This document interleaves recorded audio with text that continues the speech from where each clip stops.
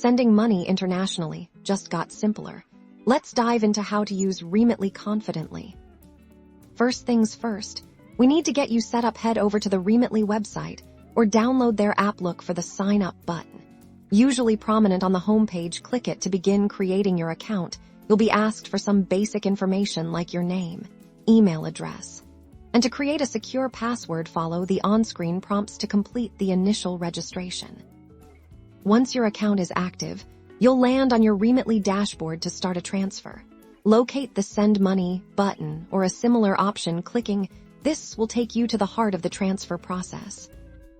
The first step in sending is defining your transfer. You'll need to select the country you're sending from and the country where your recipient is located. Remitly makes this easy with simple drop-down menus. Next, enter the amount of money you wish to send. Remitly will immediately show you the exchange rate and the fees associated with your transaction, so you know exactly what your recipient will get and what it will cost you.